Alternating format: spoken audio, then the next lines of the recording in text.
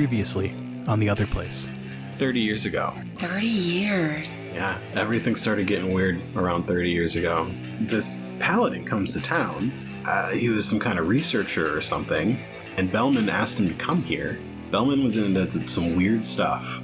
I don't know exactly what he was into, but he was dead by the time the paladin got here, and nobody ever really figured out what happened to him. The paladin or Bellman? Well, either of them.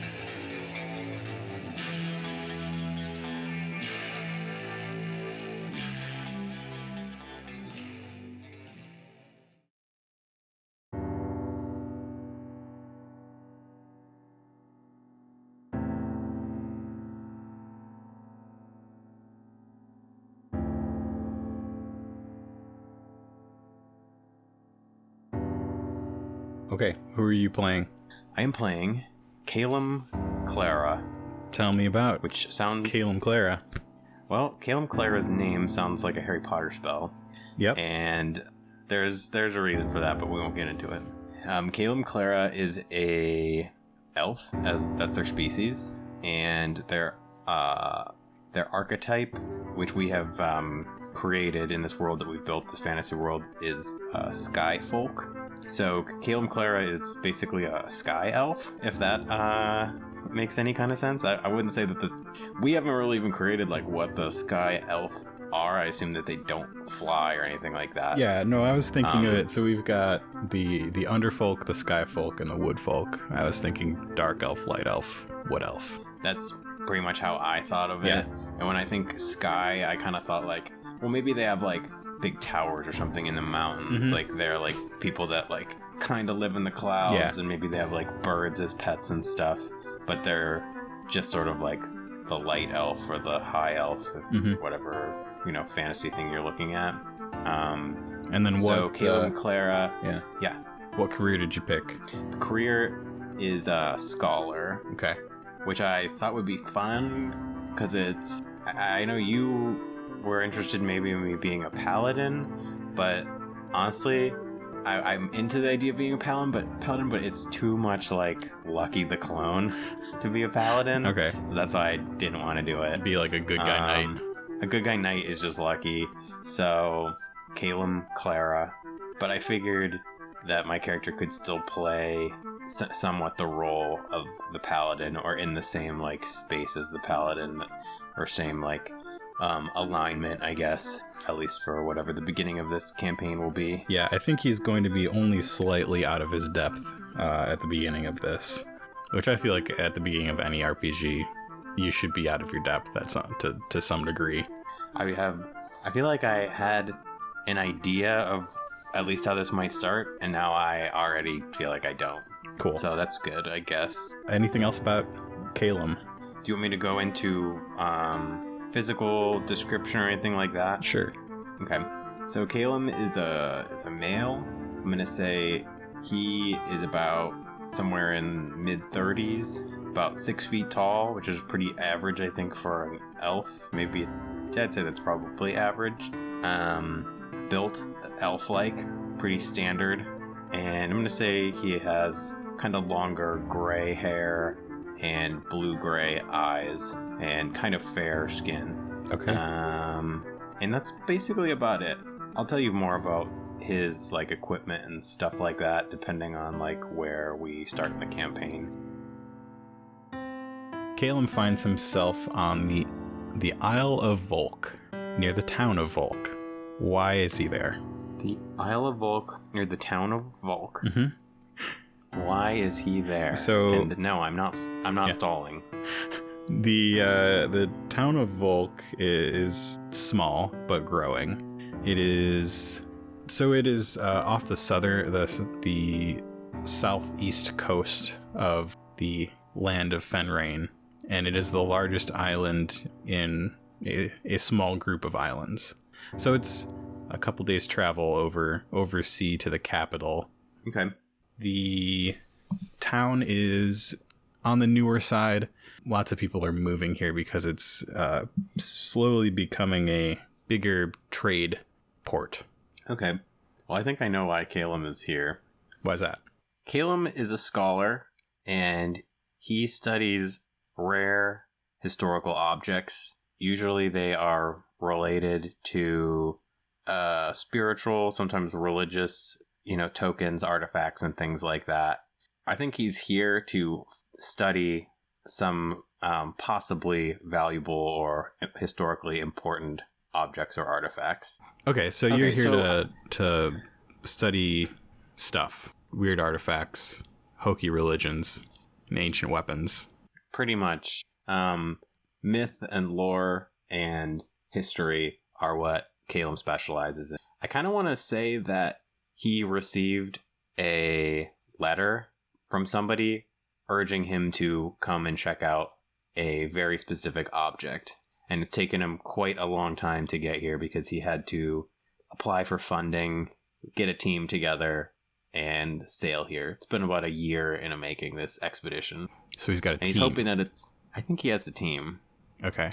And what's he hoping? He's hoping that it's actually, this wasn't a big waste of time and money and effort.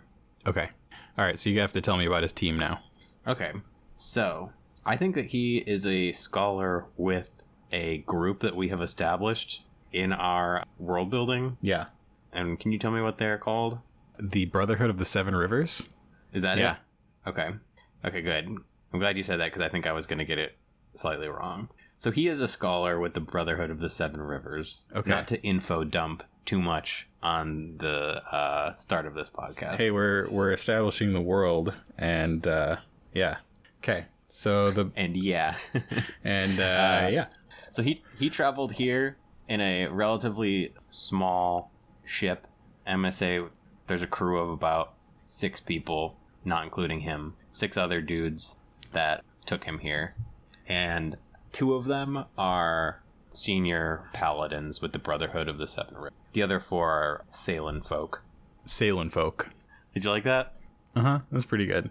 So we've among them, I'm sure there are some fish people, or as we're calling them in this game, Seakith. Yeah, there are 2 Seakith. They just look fishy. They were kind enough, pretty quiet on the trip. They're hardworking. Okay, so the person that sent you the letter is somebody named Bellman, and so it's been a few weeks of journeying. You took a horse-drawn cart overland from the Iron Tower to the ports of Gilder, and took a small sailing vessel from Gilder to the Isle of Volk. The waves crash against the bow as the ship, the small ship, makes its way into the port. The town, hopefully soon to be city, of Volk is on the east side of the island, and it looks like it's quickly spreading out. As the boat approaches the docks, you notice that there's a lot of building going on and new structures going up. And yeah, so you pull into the docks. A group of Seakith people tie your boat up and shake hands with your crew people, and you disembark along with your 2 paladins. What's your first stop here? My first stop is going to be to stop at the inn and check into our rooms, which we have a reservation for. Okay, so you make your way to the center of town, where there is a tavern and inn. It looks like it is partially under construction, being expanded upon as the city grows. And there's a sign, a hanging sign out front with a big bird on it. This place is called the Steeple Rock. That's a cool name. You've never heard it before, have you? Have I? More than once. This place was in our D&D game. This place is also in Coruscant Nights. Okay, I have. I have? Yeah, this looks like a fine hotel. It looks like it's going to be or tavern. Looks like it's pretty new. The beds should be pretty clean. This is satisfying to Cælum, especially after the long journey here. Mm-hmm. So you head into the Steeple Rock. It is new and clean and smells like fresh cut wood inside. Behind the counter is an older halfling. There are a handful of people sitting at the tables, enjoying drinks and food. It's still early afternoon, so it's not too rowdy or anything at this point. Yeah, you make your way towards the bar with the halfling behind it, and he quickly shows you to your rooms. The two paladins are sharing a small room while you have your own. They don't look all that happy about it, but that's the way things are going. Sounds great. Cælum is more than satisfied and happy to have his own space. He kind of unpacks some of his stuff. There's a small dresser that he kind of organizes with clothing and different objects. Covers some of the there's like a table in the room. He unpacks some kind of old looking microscope-esque thing. It has a couple different hinged lenses that can kind of fold on top of each other to get a really super magnified look at something. He's got a small set of brushes also. I think Cælum is much more of an archaeologist than I realized while making this character, but that's all right. He didn't have much of a scholarly pursuit in mind. I did want him to be interested in artifacts. So this is just basically just specifying more what he's about. I have a question. Mm-hmm. So you thank the halfling, and so you unpacked your stuff and maybe went back down to the main room. Yeah. Okay, so I bid the halfling a thank you. Yeah, you're welcome.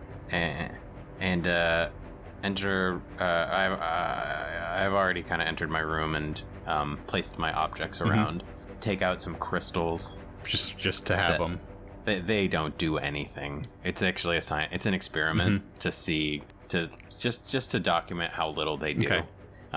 He places one at each of the four corners of the room. Okay. Do you have any left over, or do you have any on you right now? Yeah, I got a couple. Okay. He keeps one in each pocket also. Okay, great. As he's putting them down, he shakes his head, says, does nothing. All right, he stands up. He is basically unpacked, and he's gonna head down to the tavern to get a drink and some food that is not salted fish. Yeah. And very, very dry bread. You head down there. You see that the two paladins that you came with are already down there. They're sitting at a chair or a little table off in the corner. They are both they're not wearing their armor right now. They've got robes on and bald heads. They have very plain bread and some beverages in front of them. You head up to the bar, and there's the halfling that you talked to earlier. Hey, you need something to eat?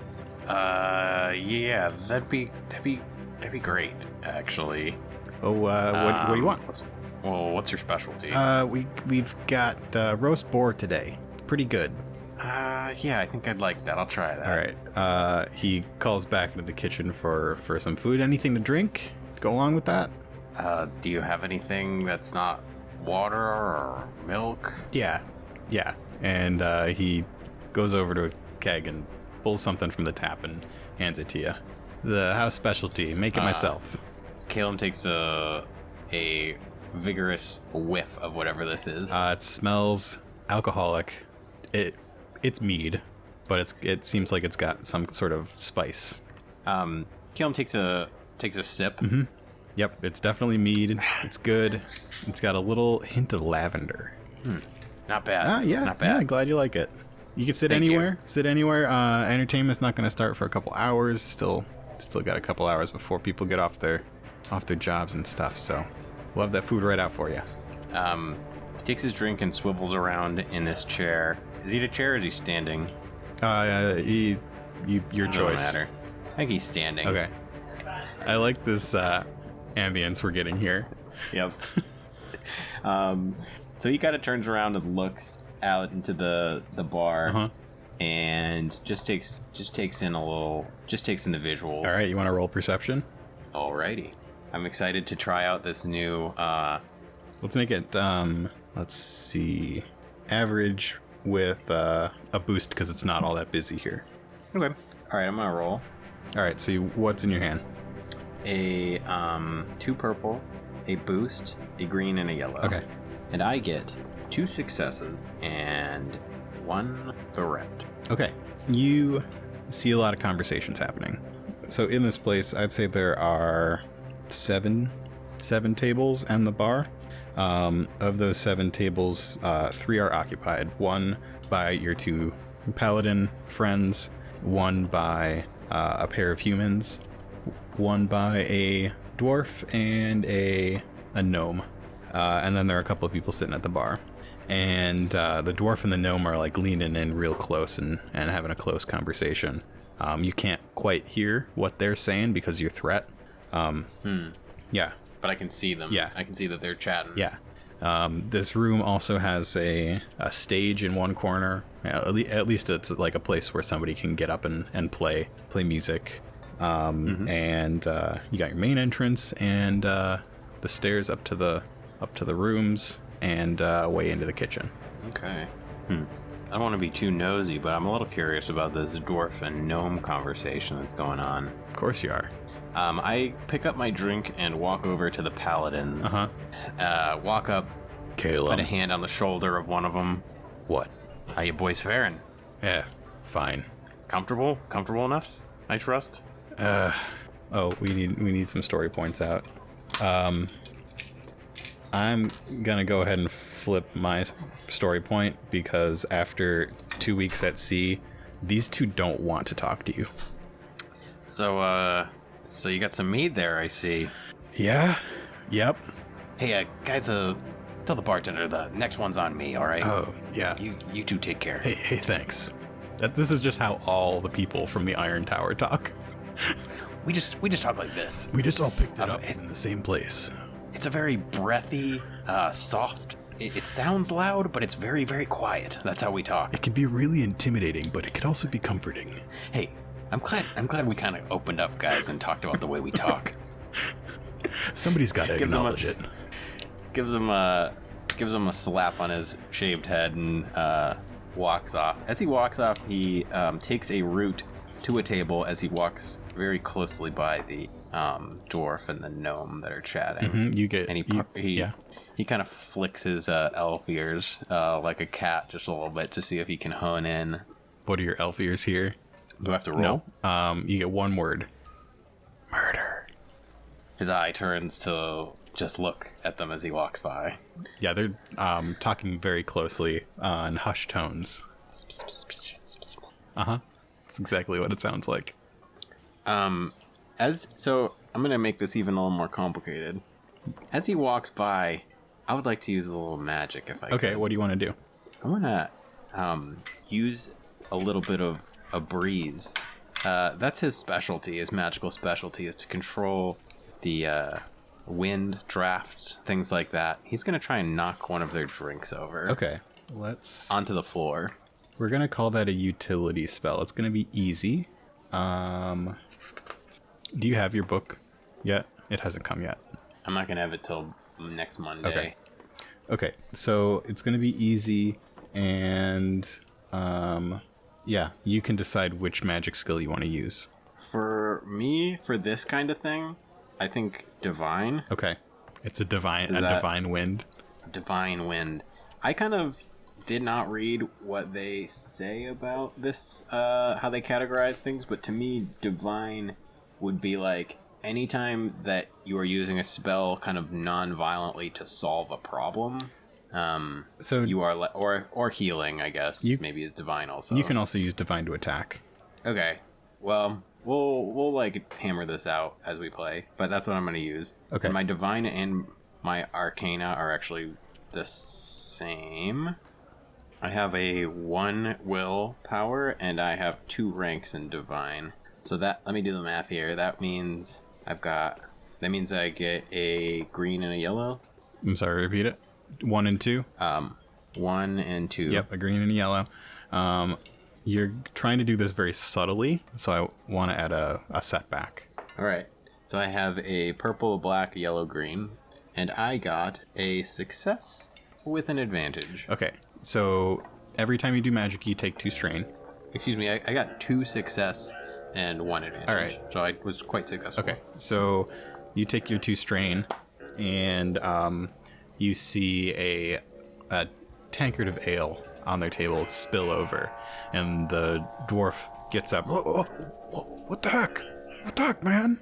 Cælum ducks down quickly and picks up his spilled flagon. Okay. Do you have an idea for your advantage? While he picks it up, he gets a very good and close look at both of these chaps, and anything that they may have in their hands, pockets, or on the table. That pockets would be something like protruding out. Yeah. So, are you like getting down to like catch it before it hits the floor? Yeah, he's an elf, and he's not the most athletic, fighter type elf, but he does have very good agility. Okay. And he catches the cup On his foot. Do you need me to do Nope. a check for that? Nope. That's my advantage. That's my second success. Okay. Whoa, that's cool. This is the dwarf. You notice the dwarf is he's got a tool belt with hammers of various sizes on it. Yeah, and then the gnome, it looks like they both work on building. He's got like a plumb bob and some measuring tools. Wow, that's a fancy set of tools you two have. Thanks for catching my drink. That was weird. Yeah, this building's going up all around town. You two construction types, workers, contractors? Yeah, we've been working on a warehouse down by the docks. Oh, I'm sorry. Here's your drink, Oh, sir. thanks. Be a little more careful, won't you? I don't know what happened. I haven't had that much. Someone must open the door. Something. This guy, he's always drinking, and he never knows when to cut himself off. This is the gnome. I'm sure he just knocked it over. Yeah, no, we're construction workers. This is what construction workers sound like. Where are you two from? We're from the mainland, and they're just hiring lots of people out here, and just heard it was good for work, so yeah, same. Well, that makes sense, I guess. So, what brings someone like you out here? Looking at them, they weren't expecting their conversation to be interrupted. They're looking antsy. They want to get back to it, and you're just standing there. No, I'm here on business. Just here to do some scholarly stuff. That's cool. It is cool. Gentlemen, I will leave you to your drinks. Okay, see you later. See you later. You will see me later. Yep. Take care, boys. And he walks away thinking, well, didn't know what I was going to do, and I still don't about that interaction. But I do know that they are contractors, and they know something about a murder. Well, he almost forgot that he ordered food. Yeah, it's ready. And he's not going anywhere. He takes a seat right next to those two guys, All right. making them feel a little bit awkward. Yep. The food's ready. It comes out. Another halfling brings it out to you and sets it on the table in front of you. You eat. It's pretty good. Not the best, not the worst.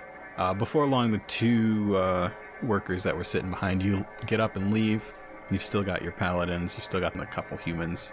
At this point, a couple other people pop in and have seats, and it's getting a little bit busier as the afternoon wears on.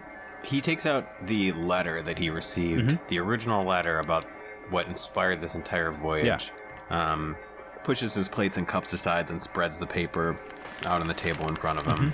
So it was from somebody named Bellman. I don't think it's somebody that you knew. I think they just knew that you were into this sort of thing. As the construction was happening about a year ago, some interesting items were dug up, and yeah, so you would assume that Bellman still has them. Yeah. Is there anything else that you think of in the letter? I think that what really inspired him to make this trip is that there's a drawing and some text on the drawing that he recognized. What's it look like? It's some sort of glyphs, very geometric, very, very simple. To most people, they would appear just like design elements, but to him, he's studied pretty deeply into this ancient text, and he recognizes it. The one that caught his attention the most important one, almost looks like a door. Yep. Kind of an unusual door. I'm gonna guess not with like hinges and that sort of thing. More like a gate or something, like a gateway, a hole. It's geometric, but it is almost an oval shape. It's like an oval with corners, and there's a line straight through vertically. Actually, let's make it's like almost a lightning bolt straight through vertically, like a crack. Okay, so this is just a symbol. Can you describe what this object looks like, or do you want me to? I'd say it's like a little totem. It's a little person-shaped object with that symbol right in its center. Okay. And then swirling geometric symbols all around it. So he has another letter, and this is a follow-up letter from Bellman with instructions on meeting. Yes. Arranging a meeting. So Bellman said when you got to town, if you contacted the local alchemist, that he could get you in touch. Okay. What time in the day is it right now? It's mid-afternoon. Okay. And it's the middle of the week. So I know that... So I have not talked much about Cælum's strengths, flaws, desires, fears. And I'm looking at them right now. But his desire is ambition. And I kind of thought that I would try and use that to help me make the character's decisions. So I think that he is a little bit impatient in a situation like this. He's ready to go. Yeah.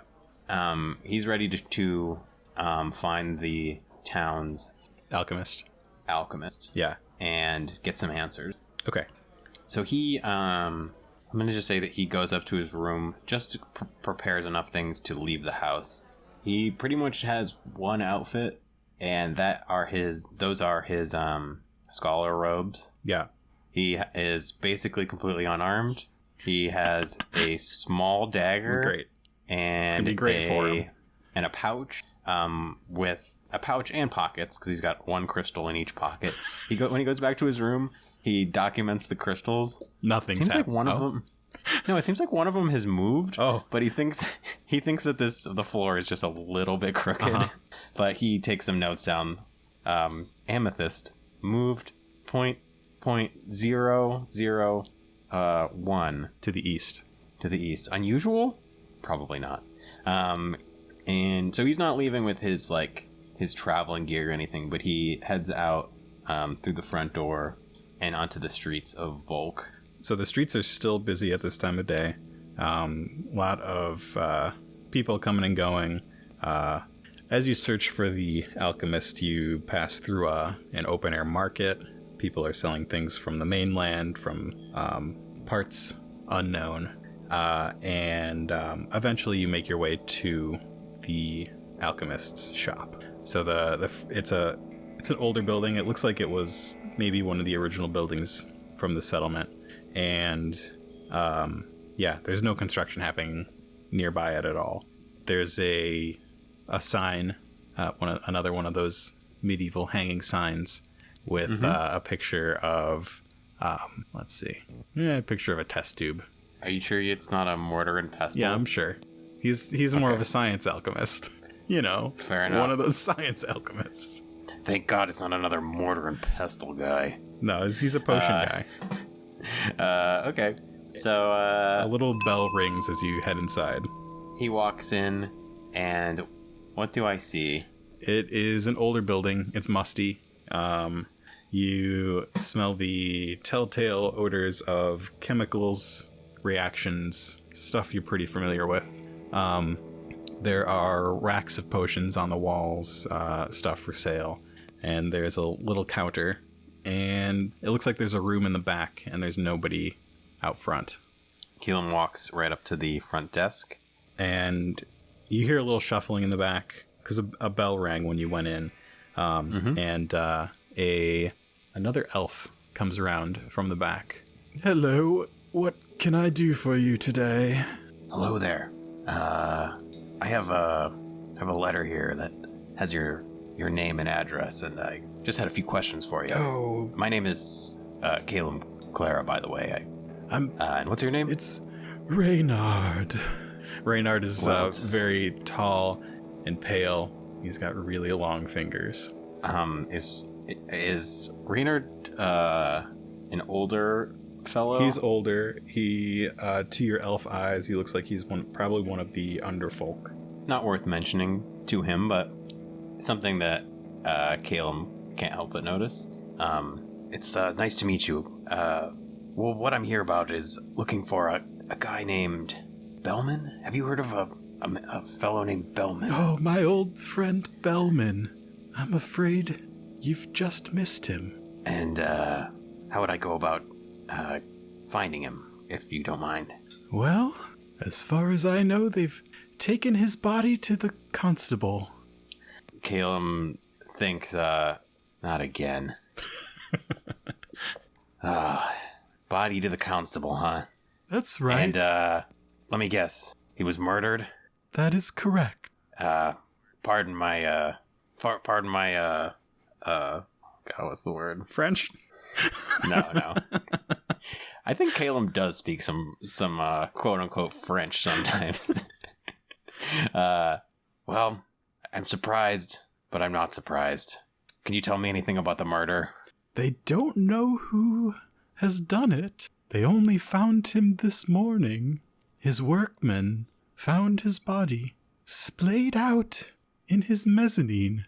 A gruesome act. I think that Cælum, we're gonna have internal monologues with Cælum. Okay. For detective stuff. Great.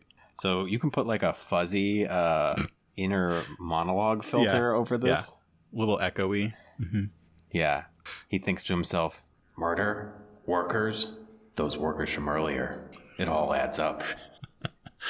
Thank you very much for the information. I'm so sorry about your friend. May he rest easy now, and may his secrets not stay with him. Friends come and go. When you live to my age, you don't get sad anymore.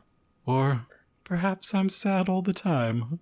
I don't know anymore. You sound a little sad. It might just be that I'm old. And you sound a little old. But, you know what'll cheer you up? How about some business? Would you like to buy some potions? Let's take a look at what you got. So Cælum rifles through his stuff, and I would like to buy something. Is there anything in particular you're looking for? I would like to buy... I don't have anything illegal if that's what you're looking for. Cælum is gonna try and do a... Can I do like an underworld check and see if I can get him to sell me something illegal? What would the correct check for that be? I think Charm or negotiation. I'm gonna do a charm check. Cælum says, of course you don't have anything illegal, but I mean, I'm just looking for something. I'm looking for something useful. Do you know what I'm saying? Perhaps I do. Okay. All right, I'm gonna do a charm check. Okay. It's gonna be 3 purple dice. Okay. My charm is my presence, which is 2 green. Do I get a boost for my coy display of words? That was quite the coy display of words. Well, Cælum did it, not me. What I said was stupid. Sure. Yeah, you can have a boost. Okay. So I rolled 3 purple, 2 green, and 1 blue. Yeah, you can take another boost because he obviously has illegal stuff here. I already rolled it without the boost, and I got a success with 2 threat. Well, if you don't tell anyone where it came from, how much money do you have? How much silver do you have? Inner monologue. Well, I've got 65 silver. Yeah, I'm gonna need some of this for the rest of my stay. You only have 65. Oh, you only have 65 silver. Well, I'm afraid you can't afford any of my specialty items. I just wanted to know what your specialty items were. Well, I've got an invisibility potion, but I'm afraid it would set you back 1,200 silver. And anything else? I'm afraid that is my most powerful potion. Perhaps you would not even be able to handle it. Of course I'd be able to handle it. Are you sure it even works? It absolutely works. I can give you these health potions, and he gestures to a shelf in the front. 25 silver each. All right, I'll take one health potion. He puts the silver on the table.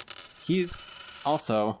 Where is the invisibility potion? He does not take it out. You don't know where it is. It's not on a shelf. I can't steal it. All right. Note to self. Come back and test the invisibility potion. Brotherhood does not steal. You see on the shelves there are some other potions. There's a protective one. There's let's see. There's one with sort of a lion on it. There's one with skull and crossbones. There's one with a little like bomb shape. He was considering taking an extra potion, but he feels like the opportunity has passed. Yeah. There was a moment where he could have, and now he can't. He pays for the healing potion. Thank you very much. I'll be seeing you again. Take care. And you head out. Ties the potion to kind of like the back of his belt, and he heads out into the street. Okay. On your way here from the Steeple Rock, you passed the local constabulary, if you wanted to stop there. And just for the anyone listening, because I definitely know what a constabulary is. If you could just tell the listeners what a constabulary is, that would be really helpful. It's the cops. Of course. I mean, my awe was not of surprise, but of just acknowledgement. And yeah, the cops, they got to have some information about this murder. He walks up I imagine there's no kind of bureaucratic building that doesn't have a few steps. So he walks up the steps. Mm-hmm. Yep. So, yeah. This building's probably made of stone. It is made of stone. It looks like maybe like decorative timber on the outside. As you enter, there's a desk and 2 hallways going back, one on either side, and a large staircase going up the center of the space. At the desk is a Triassian, a tall lizard person wearing what you assume is the uniform of the local law enforcement. What does the uniform look like? It is dark leather with one very shiny silver shoulder pad. He walks right up to this. What are they called? Triassian. Triassian. Good afternoon to you. Hello. I'd like to ask you a few questions if you don't mind. I'm a local scholar pursuing academic research and recent murder that took place in this town, that of a man named Bellman. I'd like some more information. The man had some information that I could use, and, any info on what happened would be really helpful. A local scholar? You do not look local. Did I say local? Yes. I mean, I am in your locale. That's what I meant. Very well. What information did you need? Well, do you have any suspects in question at the moment? Well, do you have any identification? Why should I give you information that is not available to the public? Well, I don't know if you'll recognize this at all, but he pulls out a amulet that he's wearing around his neck. Mm-hmm. That is the insignia of the Brotherhood of the Seven Rivers. What does the insignia look like? So this amulet or necklace, it's an amulet because it's pretty big. It's thick iron chain links, and it comes down to kind of a circular pendant that has 7 kind of intersecting lines. And in the very center, there's kind of a tall, tilting inward at the top tower. And there's kind of some of the lines that are intersecting, these 7 lines, sort of also make kind of like a gleaming light that comes from behind the tower. Okay. What do you think about that? Yeah, so it's like a geometric tower with, they could be rays of light, they could be rivers. Yeah. The Brotherhood, why did you not say that earlier? Please come back. So he follows him back. So it's still the afternoon. There are a few people. So he leads you back through the left hallway and down a flight of steps. You've been in enough of these sort of places that you recognize that you're going into sort of the prison / like the jail cells or morgue area. Mm-hmm. And he leads you down, and he knows that if you want to keep a body cool, you put him in the basement. Mm-hmm. Yep. Down to the left, he opens up a door.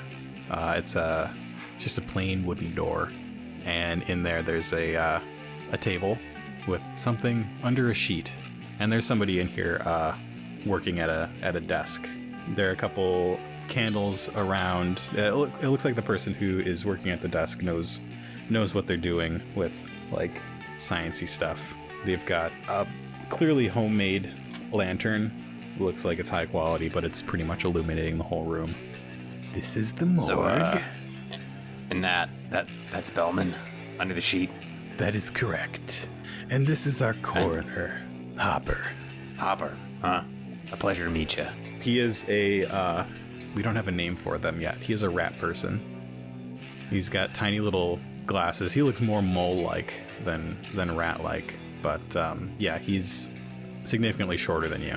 And he looks up from what he's doing and walks over to you and shakes your hand. I assume you still have your medal out. Yeah. We don't get many people from the Iron Tower around here. My name's Hopper. Nice to meet you. Glad the name the Iron Tower still means something. Yeah, it means something everywhere. That's good. It's good to hear even out here. Well, what are you doing here? What can I do for you? Bellman. Yeah? I'd like to know a little more. What do you want to know? I mean, sure. Yeah. Go ahead. By all means, he's not going anywhere. It's a little insensitive, but let's see. You lift back the sheet while he's talking. Well, Bellman was... I don't know what happened. He just finished. He just finished his estate. It's the biggest project around here. All the way on the east side of town, big house, good security. I don't know what could have happened. He was kind of a bigwig around here. He was in charge of. He really had a lot to do with putting this place on the map, getting the ships in, the shipments, making this place a real hustle bustle trade port kind of place. You pull the sheet back and you see an older human with a mustache and a big jagged knife wound in his chest. I mean, we did everything that we know how to do. We can't really pin it on anyone. It's kind of a cold case. Cold to you, maybe. To me, we'll see. Yeah, I mean, can use your expertise. You know about this stuff. I mean, scholars at the Iron Tower. I know a bit. We'll see. Can you tell me the cause of death? Yeah, big knife right to the chest. Do you have the knife? No, we couldn't find it. Any poisons, toxins, venom in his system? Nothing that we found. Well, it's pretty darn hard to tell. We had Reynard take a look and see if he could identify any poisons. You know Reynard, town alchemist? Yeah, we're close friends. Oh, good. And he said he couldn't find anything? No, nothing. Do you know the time? Can you tell me the time and location of the murder? Well, we found him in his home, right in the main, big lobby, and we couldn't tell you the time. He could have been there for minutes. He could have been there for, well, it wasn't minutes because he was cold. He could have been there for a day or days. Well, thank you for your help. I want to do just a perception check on the body. Okay. And yeah. Yes. Okay, it's going to be average. I'm going to give you a setback die because it's been a little while. So you've given me 2 setbacks now? For this check? No, just in total. Yeah, I think so. Yeah. Okay, so they are both in my court now. Okay. What? Oh, the story points? Oh, story points. That's what I'm talking about. Sorry. Yeah, you do have both of them still. Oh, I still have both of them. Okay. I'll just flip one. Okay. You said it was a normal difficulty? Yeah, 2 purple average. And my perception is 2. Okay. My perception will be a green and a yellow. And I'll upgrade one of my green to a yellow. Does that work? Mm-hmm. Okay. 2 yellows, 2 purples, and a black. And I got 1 advantage. Really? 1 advantage? Good use of a story point. Yeah, real nice. So my advantage is that. Let me describe what you see first. Okay. So you're looking at him. You see the knife wound in his chest. You see that he is very dead and cold. And it looks like he lost a good deal of blood. Okay, that's what you see. What are your advantages? Or your one advantage? So, man, I had an idea. I just had an idea I really like, but I don't think you're gonna let me do it. What is it? How crazy would it be for me to try and bring him back from the dead for a second or two? I am not a necromancer. Yeah. And that ability might be like a forbidden, magic. Yeah, give me... Okay. It's going to be a healing spell, which can work with divine or primal. It's going to be... I say that since he's been dead for a little while, it's going to be a formidable check, so 5 purples. Okay. Gentlemen, could I have a moment alone with the body? Would that be out of the question? It's a little weird, but okay. To be transparent with you, I'm gonna try and perform some magic, and I wouldn't want anything to backfire and injure the two of you. You understand? I get it. I understand. The lizard person walks out of the room, and the smaller rodent-like fellow starts backing out and says, If something should go wrong, pull this chain over here by the door. There's a big iron chain by the door. And what does the chain do exactly? It'll drop the iron door. Yeah, you're right. You'll be stuck in here, but it's better that way. I understand. Thank you. All right, so you're gonna roll your formidable check. Okay, so I'm just gonna say that I like this thing that I'm establishing with Cælum. He's trying to figure out why magic works in a lot of ways. Mm-hmm. So I'm just gonna constantly have him do weird, pointless acts with objects just to see if they influence the magic that he does. Okay. He takes one of the crystals out of his pocket and puts it on top of Bellman, right in the center of his wound. The crystal feels strange, like a little warmer than you would probably want to make a note of the warmth of the crystal as you take it out of your pocket. Crystal warm. Probably because I'm perspiring a bit. Anyway, he this is gross, but he's actually gonna put it into the wound. Okay. All right. He stands back, clasps his hands together. What he's trying to do is wake the consciousness of Bellman and see if Bellman's resurrected, maybe only slightly, only for a few moments, can give him any insight into his murder or into the mystery of the object that has brought Cælum all this way. Okay. So he concentrates. yeah, I'm gonna flip a dark side to make it a red and 4 purples. Yeah, I knew you were gonna do that. So I'm flipping the other story point. Yeah. So they are still both one in your court, one in mine, but okay. I would like to be given a boost for my crystal. I'm gonna give you a boost for a reason. Okay. Because he wants to come back. You gonna roll it? I actually had to figure out what I was gonna roll. Oh, okay. So I'm gonna use divine to make this check, and that's gonna be, I have 1 will and 2 rank, so that's a green and a yellow, and I'm gonna upgrade my green to a yellow. So I have 2 yellow and a boost, and were you gonna tell me why I get a boost? No. Oh, okay, I have a boost. Do I get another boost because of the crystal? Sure. Oh, okay. I'm gonna roll this. Well, you're gonna be happy. Something that you wanted to happen probably happened. Because my red is a despair. Yeah. I got 3 failures, a despair, and 2 advantage. Okay. So you feel a wind rise in this room, which is strange because it's completely enclosed. And tell me, you got a despair. How many failures? 3. How many advantages? 2. Okay. You feel a wind rise in this room and sort of gather at the floor and start moving upward.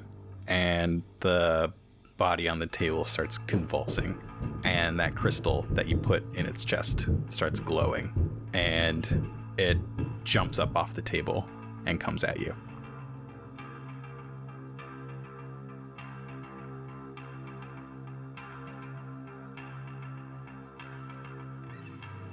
Thanks for listening to this episode of The Otherplace. The Otherplace is a production of Nightcast Creative. For more information on this and our other shows, visit nightcastcreative.com. For updates on future episodes and bonus content, follow us on Twitter and Instagram at OtherplacePod. Looking to support the show? Leave us a review on your favorite podcatcher or visit us at patreon.com/Coruscant Nights.